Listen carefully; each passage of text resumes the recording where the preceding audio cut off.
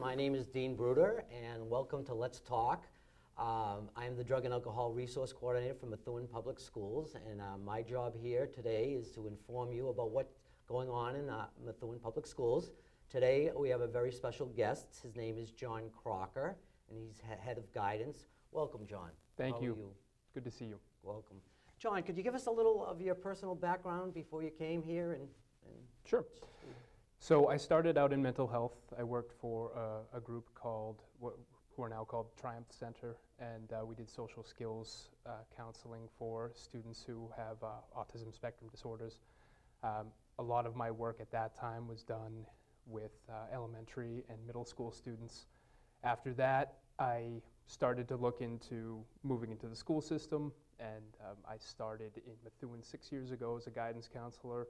It's my third year as an administrator for the guidance department. So since then, it's been, there have been a lot of changes over the past few years, and we've seen the population change as well, but ultimately it's been, focusing on student needs across the spectrum, and it's been really rewarding to start to work in Methuen. Yeah, thanks a lot. I have definitely seen a change since you've come here, and it's a nice feeling to know that you were a guidance counselor and you were given the position, and now you're basically in charge. What does that responsibility entail? How many guidance counselors here at Methuen High School? How many students do we have? So we have a population of 1,830 as of yesterday. We have 7 guidance counselors, 1 student support counselor, and ultimately the caseloads are around 250 to 270 students. So the guidance department is responsible for 3 main areas or domains. So we look at academic planning and advising, social emotional counseling, so that's really the mental health piece, and then post-secondary planning. The goal is to ensure that students have plans in all of those areas to keep them going in school, to keep them successful and healthy. And a lot of times we see that some students need one area, some students need all of them, but ultimately we try to make sure that every student is serviced by the guidance department. Sure, and so that's quite a challenge. So on one day you could have a child coming to one of your guidance counselors worried about getting into college. Mm-hmm. On the same day someone could come in because their boyfriend just broke up with them. It's a myriad of issues that come in the door every day. How does a guidance counselor not sift through, but how does he prioritize the daily schedule in terms of the needs of the students? I don't think that there's any typical day, right. Definitely. Yeah. I think it really depends on making sure that each student is accounted for and given individual care. There are going to be times when we have to prioritize and triage problems, and that's just a function of crises that come up along the way. It might mean that a student in crisis gets bumped to the front of the list, and that's okay because that's what the student needs at the moment. Ultimately, we try to ensure that every student who comes to the guidance department with an issue, whether that be a social emotional issue or an academic issue, or I need a transcript for college, they're given the help that they need as fast as possible. But of course, triage is something that has to be done just given the nature of crises that come up along the way. John, you mentioned, for the 6 years you've been here and then you came from like a different setting, what do you see as some of the issues? Obviously, the show focuses on substance use and abuse, prevention and intervention. What do you see some of the major issues that a high school student has to deal with in the year 2015? I think there are always the academic issues at play, and finding successful strategies to really promote success in schools is something that we focus on heavily. The many interventions that we have in the academic realm help students to find success in school. The other piece, a very large piece right now, is mental health. We want to ensure that students have the resources available to them and the counseling services available to them so that they can find success in schools and access the curriculum. Ultimately, if there are mental health issues that are impairing someone from really being able to access school, then that has to be addressed so that students can find success. Mental health is a big issue right now, and I think that a lot of students are struggling with mental health issues. We seek to support them with counseling services, with opportunities for referrals to outside services, sure. But definitely, I think the onus, I feel, is on the department to provide those services, because these are ultimately our students, and we want to ensure that they're protected in school, they feel safe in school, and that they get what they need from us. So mental health, I would say, is one of the biggest issues we face right now. Yeah, and I think, in my experience, and I've been here for many years, I've never seen the guidance counselors just so willing to help, and they tend to have to go into arenas that they never had to before. I mean, obviously, I was not a guidance counselor, but it just seems as though there is a myriad of social issues and pressures, whether it is, the child worrying about college or just dealing with relationships. It's quite a challenge to be a guidance counselor in anywhere today. I think that, the crew does a great job of picking up the many different issues that come their way, and I have to give them a lot of credit for being very flexible and for being adaptive.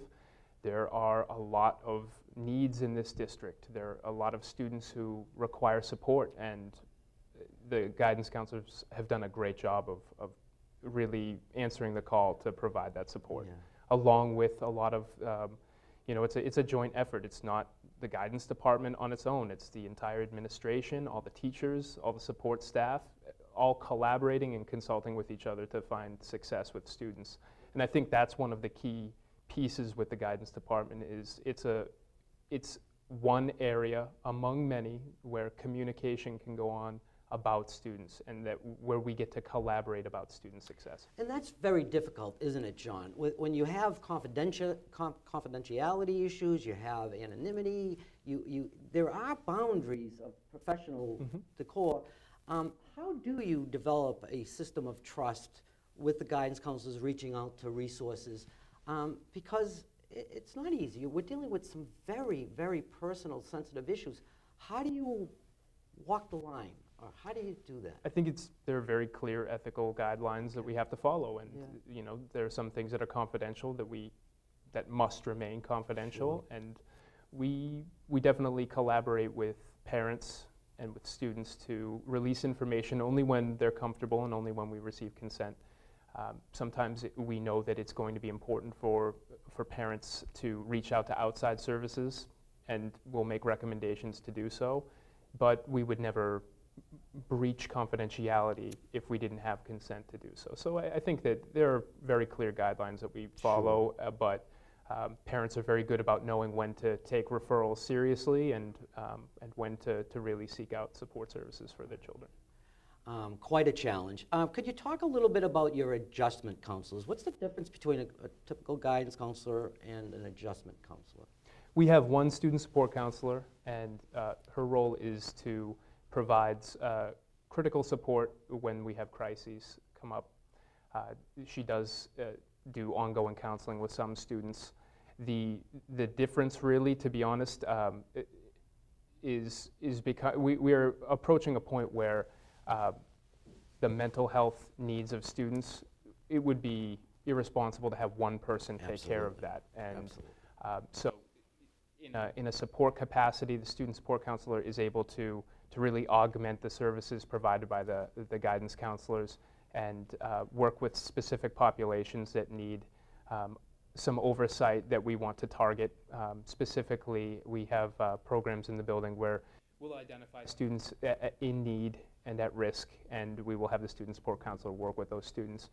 She's also worked in the capacity as a group counselor, which has been great, provided some good professional development for the department. So it's a shared role. It's shared tasks among the departments. So I would say that it's a critical member of the department, and we have seen a lot of success with that role.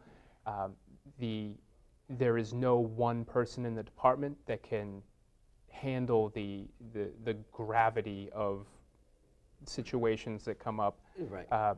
Every domain needs to be managed by every counselor. Yeah. So we've really moved towards a case management model where every counselor is responsible for the academic, mental health, and post-secondary needs of each student. And I think that's really what this program is all about, trying to have the community understand that one person isn't responsible for one group of students or whatever. It takes this collaboration that you said, and you have a very solid group. You mentioned professional development.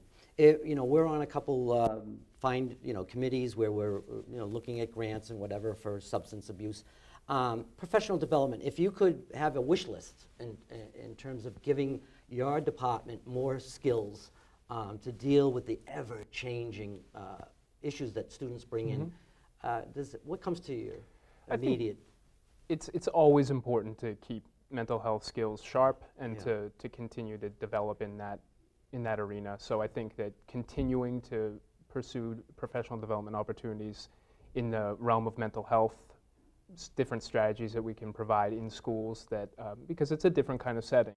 But your role also goes beyond the scope of just the high school. You work with the deans in every one of our schools. That's Is right. that correct? And you also have guidance counselors in each one of the schools. Could you give us a little generic background on how it's set up in each one of the grammar schools? Sure. So we have counselors, K-4 counselors and 5 to 8 counselors. There's a dean in each school, and the day-to-day responsibilities. We sit together, the deans and I will sit together and we'll run through the different initiatives that we want to focus on. We address all the needs of the students across all 5 schools. And we've rolled out a lot of different initiatives that really target at-risk students and that align our practices across the district, and we're looking forward to doing more with that in the future. Yeah, the deans are a very special group, and they have also a very large responsibility. Absolutely. And it's good to see that you work directly with them because they obviously work with the guidance counselors, and we're always told that it doesn't start up here in the high school where the kids start to lose their way. And one of the initiatives would be the tracking of the at-risk student That's right. at the grammar school, and it's good to see that you're going to focus on that and improve in that area so we can provide more assistance earlier on. As simple as that. Well, thank you very much for coming on the show. Absolutely, I appreciate it. I think you've given a very clear picture of what's going on in Methuen High School as well as Methuen Public Schools, that there's a lot, that on a daily basis that your guidance counselors are trying to assist. And, I feel very good about it. I feel very good about the direction. I feel very good about the way you've come in and you've gotten your guidance counselors to work together, and it's very encouraging to see. So good luck. I appreciate it. Thank you. Thank you for coming. Well, that's it for today. Our next visit will be Anthony Corrett, who's a newly appointed administrator here at Methuen High School. And I just want to say good night. Take a good look at our website. And also, if there's any concern or questions, call 978-273-4812. And I also want to say good night to Jameson. And that's it. Thanks a lot.